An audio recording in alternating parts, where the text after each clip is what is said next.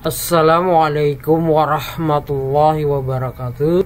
Selamat pagi peserta didik kelas 7 yang Bapak banggakan.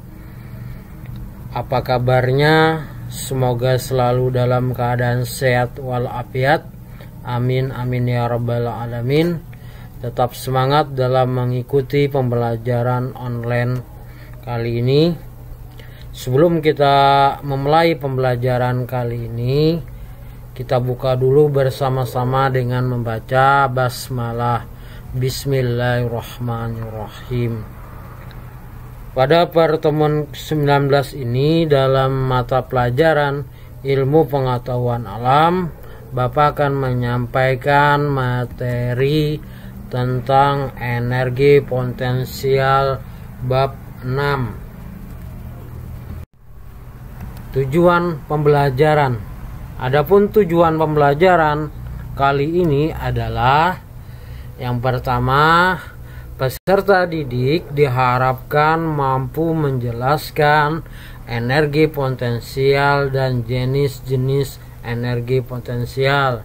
Yang kedua, menghitung energi potensial. Jadi peserta didik diharapkan mampu nantinya.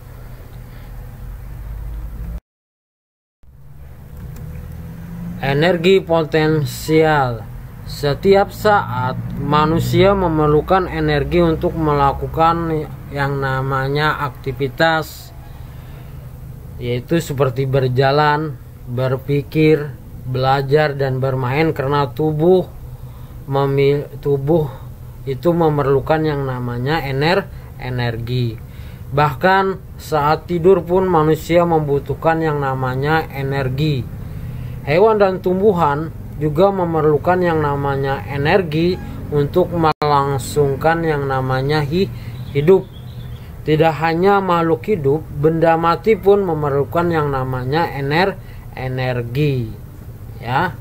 Nah, energi potensial. Baiklah, Bapak akan menjelaskan apa itu energi potensial. Perhatikan, dengarkan dengan baik-baik.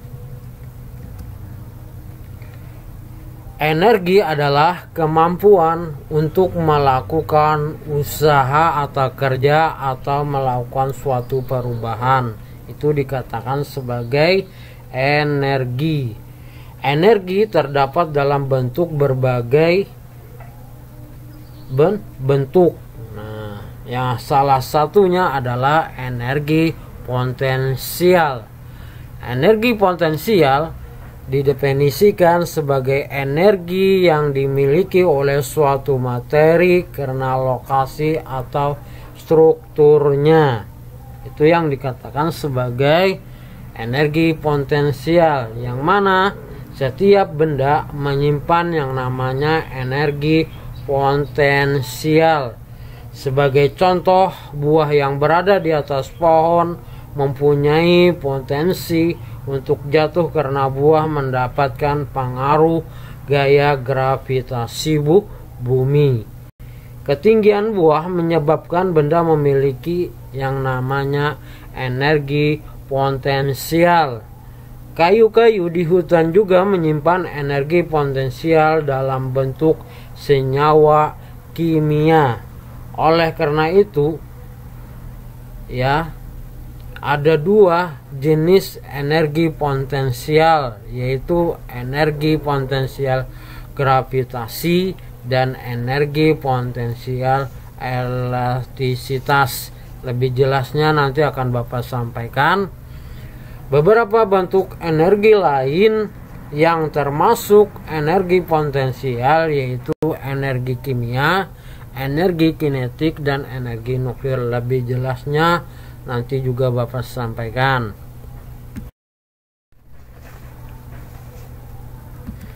Yang pertama adalah energi potensial gravitasi.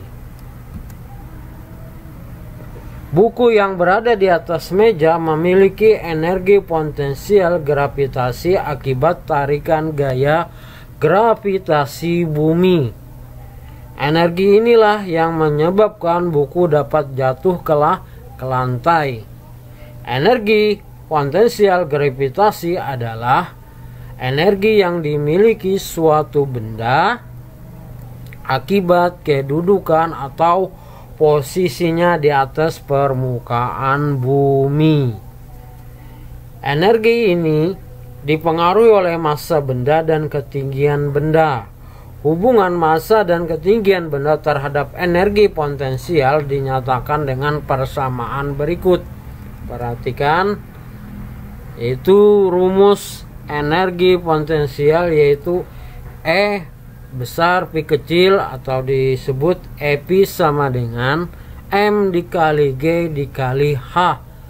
Keterangan yang mana EP adalah energi potensial, satuannya Joule, M adalah massa benda, satuannya kilogram, G adalah percepatan gravitasi bumi yang nilainya bisa 9,8 meter per sekon kuadrat atau 10 meter per sekon kuadrat.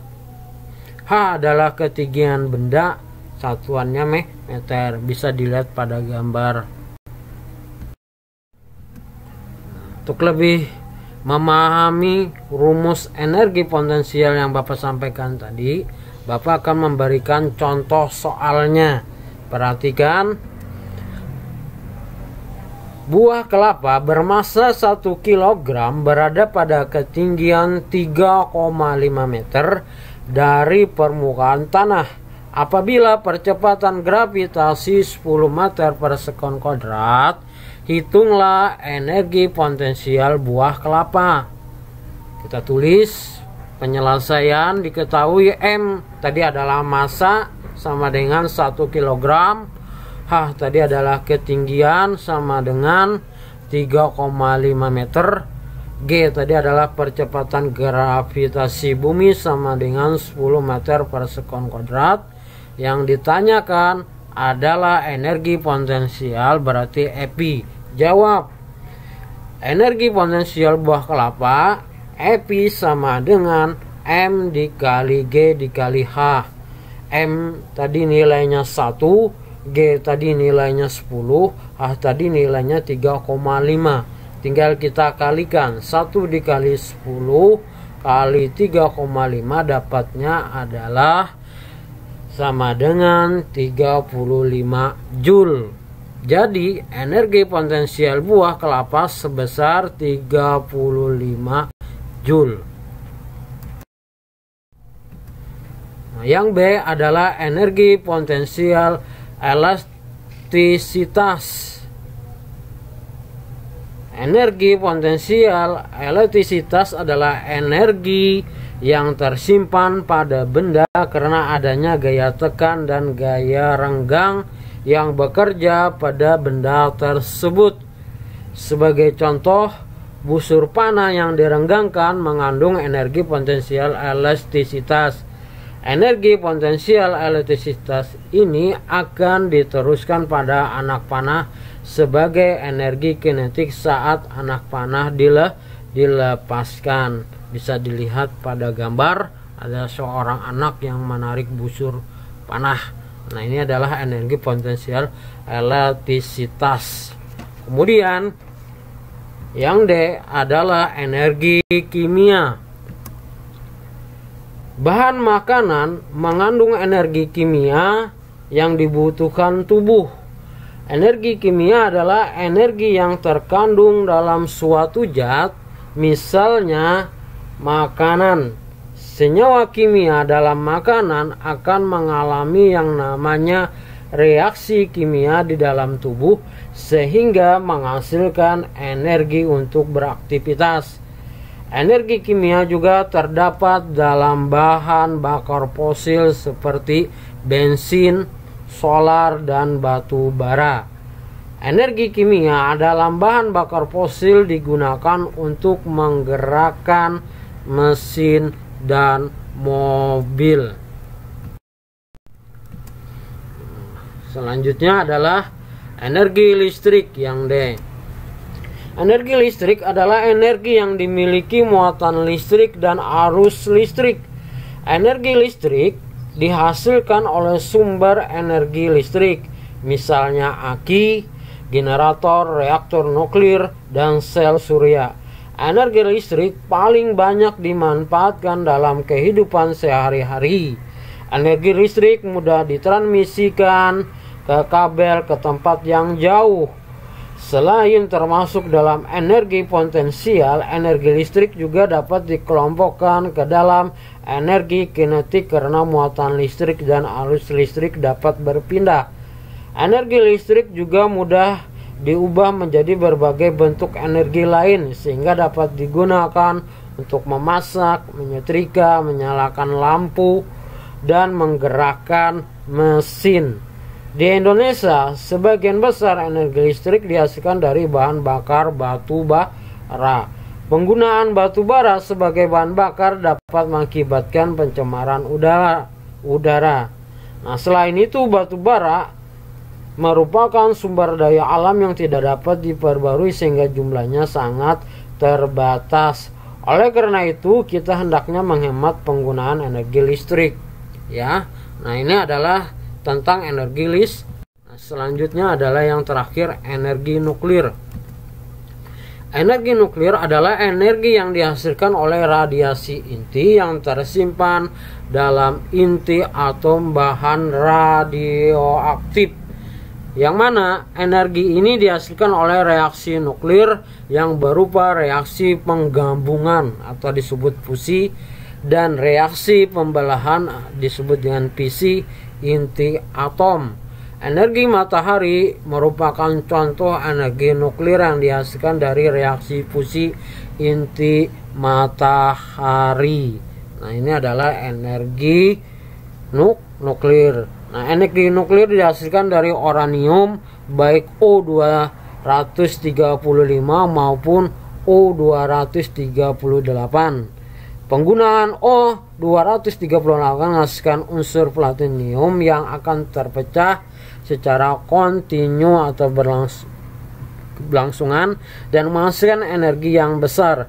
Energi nuklir termasuk energi yang bersih, akan tetapi dibutuhkan biaya besar untuk membangun reaktor dan penyimpanan bahan radioaktifnya. Demikianlah materi kali ini yang dapat Bapak sampaikan. Semoga apa yang Bapak sampaikan tadi bisa dipahami, dimengerti, dan dipelajari kembali. Kita tutup pembelajaran kali ini dengan membaca hamdalah. Alhamdulillahirabbil alamin. Assalamualaikum warahmatullahi wabarakatuh. Terima kasih.